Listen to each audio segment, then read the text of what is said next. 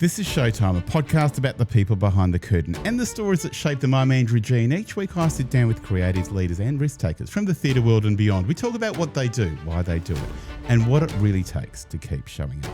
Today I'm joined by a rising star, Sophie Harvey, a bold, whip-smart Scottish performer making waves in Melbourne. She's bringing her identity centre stage with her solo Cabaret debut, Asexual, Fantasies and Hopeless Aromantics, and she's just getting started. Welcome to Showtime, Sophie Harvey. Hi, thanks for having me. What's the first time you remember stepping on the stage? I was always pretty shy as a kid, but I loved like Disney and movie musicals. So I remember my primary school had auditions for like a kind of concert version of Mary Poppins. And so I think just because I liked the film, I auditioned for that. And another girl and I played Mary together. That was the first kind of stage thing I did, and it's kind of gone from there, really. So tell me a bit about that. A shy kid pushing themselves well outside of their comfort zone and getting up on stage for the first time. Music had always been something that had been part of me. I think I just hadn't really publicly shared it. I remember as a kid, we had a swing in my back garden and I used to swing on that and like make up songs to myself, but I never really shared that with other people.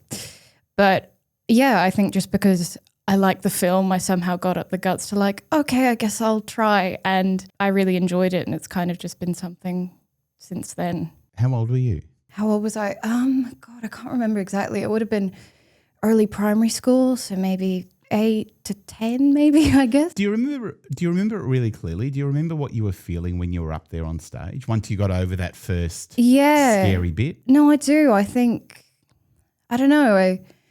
I went into a bit of a different state, I suppose. You know, you get over that fear and it's just that kind of like bubbling excitement, really. And what did it feel like afterwards? Because it would have been a massive, it was obviously a very formative moment for you, but in the moment it would have been a massive thing for you. Yeah, it was. It was great. And you're reflecting on it now. Is it pride? Is it relief? How do you feel about little Sophie doing that all those years ago? I feel really lucky because weirdly, even though it's something that, you know, like a school production, I feel like it's really shaped where I am now, because part of me thinks like, oh, if I hadn't had the guts to get up and do that, then would I be even doing so much of what I'm doing now? It weirdly feels like something that's really shaped me. And speaking of shaping you as a performer and as a person, you grew up in Scotland. How do you think that has shaped your creative voice? Oh, gosh, I don't know. Because I've not been over here very long. My family and I moved over here about, God, how many years ago? It would have been 6 and a bit. So I spent most of kind of my childhood growing up there, and how it shaped me, gosh, I don't know. I guess it's where I suppose I started in terms of theatre and music. I had like a drama class that I went to, like a club that I went to every week. I was involved in school productions. It's what got me going, I suppose. And you studied theatre here in Melbourne? Yes. I moved over about 2.5 years ago and I studied at Showtime for 2 years. Outside of theatre, what lights a creative spark in you? Before I kind of got into performing and theatre as a kid, I always thought I'd be an author when I grew up. I loved creative writing and I loved reading. That's definitely something that I still, obviously it's not as big a part of my life as theatre is, but it's definitely something I still enjoy. And I guess in a weird way, I've kind of come back to it in doing this show because it's been more about that writing process. And how's it been for you? And we'll talk about the show a little bit later, but to bring so much of you centre stage. It's weird. It's funny to think back, like even just maybe 2 years ago when I was first starting that course, because it's not really something I think I would have done. But yeah, it's interesting. But I feel like when I started working on it and I started thinking about actually in not just being something I was playing around with, but something that might actually go somewhere. It felt like a story that I felt ready to tell and that I wanted to tell. Thinking back to your training for a sec, Sophie, was there a moment during that training that everything just felt like it clicked in place for you? I don't know if I necessarily say I felt like there was a moment where it all clicked. I think I definitely had lots of little moments where I realized I was capable of more things than I realized in terms of performing. You've described yourself as an asexual who's constantly figuring out where you sit on the aromantic spectrum. How's that journey been for you? A bit all over the place, really. I mean, I think maybe kind of in my early teens, for a while I felt like, oh, I feel like the way I experience or don't experience attraction is different to the way lots of other people do. But I'd never really, and those words like asexual and aromantic, I'd heard them and they were kind of in the back of my head, but I'd never really outright applied them to myself. And then I remember a few years going by and some experience I had in high school with some kind of early relationships or friendships that I had got me thinking more about it. I remember there was a year that because I was quite academically minded in school, and I had a similar attitude, I guess, in terms of figuring out my own identity, because I spent a year where I was like, I want to figure this out. And I spent a year reading books and Googling and on forums and going what's going on? Yeah, it was a bit of a kind of all over the place. But I guess it's like that for a lot of people. It's something that's kind of in the back of your head for a while before you give voice to it, I guess. Do you think performing and writing and creating has given you a better understanding of your identity? Yeah, definitely. It's been really interesting in the process of putting this show together and reflecting on some kind of experiences I've had, because it's interesting to look back at them and be like, oh, I felt really strongly one way about this experience, but I actually feel about it in a completely different way now. And what sparked the idea for Asexual Fantasies and Hopeless Aromantics, the cabaret that you're working on now? Yeah, well, I guess it was a few things. I remember when I was at my course, kind of towards the end of it, it was something that was talked about. It's like, oh, you should get out and, make your own work. But I always felt like I didn't want to make something unless I felt like I had something to say. And then a little while after that, I think I was just journaling one night about, I was just reminiscing and thinking about some stuff. And the thing, I guess, with asexual and aromantic, those identities, is that there's not a huge amount of representation, but so you kind of find your own representation from speculation and stuff like that. So I was writing out and I realized there was a lot of media, or there was a lot of songs that were not specifically written to be not specifically written from that lens, but felt like they could be viewed that way.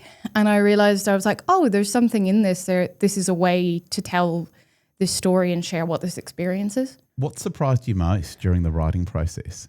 I guess I remember when I first started to play around with the idea, I was like, oh, I don't know if I feel ready to talk about it in such a public way. But I think what surprised me more and more as I kept working on it was actually I feel so much more settled, and this is something I want to talk about. I think initially I'd kind of maybe held myself back from it a bit, because I was like, oh, that's quite a personal thing to talk about. Do I feel ready to do that? But then more and more as I worked on it, I was like, actually, this is something I do want to talk about. And how does that feel for you? Because you open on the 16th of June, which yes. is pretty close. Yes. And you're doing stuff like this, which is pretty public, but to do it in such an intimate space like the Butterfly Club, I imagine there are all sorts of feelings going on in anticipation. Yeah, definitely.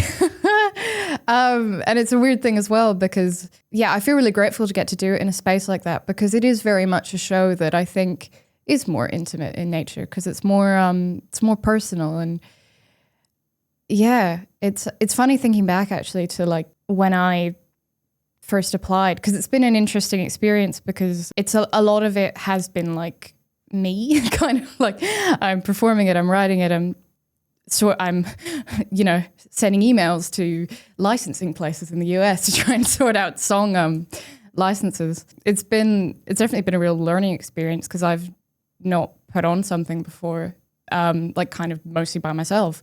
But it's been really great, because it's been because I sent in my application when the Butterfly Club was saying, oh, we're looking for cabarets. And I was like, I put something in very last minute thinking, because I was umming and ahhing whether or not to send something in.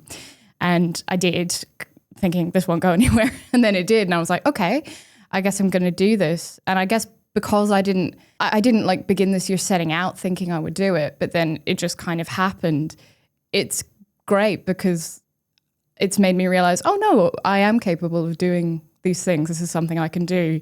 Whereas I wouldn't have started this year thinking, yes, I'm going to do a solo show that I've written myself and mostly organized myself. Maybe it's the lack of overthinking. Yeah, maybe so. Yeah. What's been the biggest emotional hurdle you've had to overcome in putting this show together? I think ultimately I want it to be a piece that is joyful and that is hopeful. I don't want to get too bogged down in this life is so, this experience is so hard, because that's not at all what I'm saying. It's more just I want to share what my experience has been like.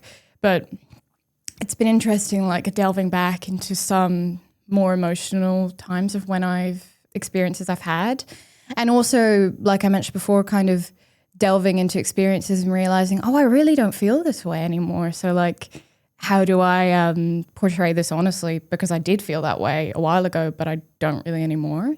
Yeah. And what's the tone of the show? Is it heartfelt? Is it funny? Is it awkward? Is it all of the above? I think it's all of them, really. It's it's a mix of, I think, heartfelt and like being honest and intimate about what this experience is. But I think it's definitely awkward as well and kind of funny, because a lot of it's about like experiences I had in my teenage years or when I was studying, where I was very much still figuring that stuff out. And as much as that is heartfelt, that's also awkward and at times very funny as well. And how would you describe the show to someone that knows nothing about asexuality or aromanticism? Yeah, I mean, well, it's basically, actually, I start the cabaret with some definitions. Asexual basically means you experience little to no sexual attraction, and then similarly, aromantic means you experience little to no romantic attraction. And it's basically, I guess how I describe the show is it's talking about my personal experience with those two identities and how that's also interacted with what my identity is as a performer. What are you hoping people get from the show? I think I have two audiences in mind when making this show. I hope that people who have no idea what these kind of experiences are like gets more of an idea of it. And it's something that I've thought about when making the show is it's like I'm making something that I would have wanted to see when I was younger and figuring this out. So I almost hope that for people that have had similar experience to me or are currently going through similar experiences that I've had, that they can feel that there are other people that have felt like that. And also as well that, because particularly in theatre and musical theatre, it's not something as represented. So that people who are like me in the sense that they identify this way, and also that they're performers too, that they're like, there are people that have those two things together, and there are ways to perform and feel true to yourself while also being a performer. How do you feel with the idea that you're an ambassador, you're a mentor, you're someone that's a spokesperson? God, I don't know. Well, because I guess I very much, like I mentioned in the show, I describe myself as an asexual, constantly figuring out she's someone on the aromantic spectrum. I'm still figuring things out. Like, I'm not like, oh yes, this is absolutely, it's still murky, and I think that's okay. And yeah, I don't know, if it feels weird, because I guess I didn't really set out to be that, but I guess I'm happy if I feel like I can help other people feel comfortable and figure themselves out. So what does success look like for you, both as an artist and as a person? I think it's lots of different bits and pieces, because like I love musical theatre and I love music, but outside of that as well, I really love Shakespeare and I really love straight plays. And I think it looks like a life that's, in terms of performing, it's a life that's full of lots of different things, balanced with, your own personal health and well-being and friendships around you. What's the most exciting thing about being Sophie Harvey right now? Oh God. I guess the fact that I'm doing a solo self-written cabaret, all about an experience that I feel really excited to share, and I know isn't talked about a lot. So I feel really excited to get to share that. Imagine you're feeling pretty proud right now too. I think so. I don't know. It's all been such a bit of a blur that I feel like because I remember my mum saying to me the day, "Are you excited?" And I was like, and I think I am, but I feel like I've not had time to properly, sit with it because I'm still in the midst of, but I also need to send that email to make sure that I can actually perform the song legally. Yeah. I'm with Sophie Harvey, who is the writer and performer and producer of Asexual Fantasies and Hopeless Aromantics. It opens on the 16th of June for a very limited run, only until the 21st of June at the Butterfly Club. For more info and to book tickets, thebutterflyclub.com. Sophie, thank you so much for coming in and sharing so much of yourself with us, and all the very best for your cabaret. Thanks for having me.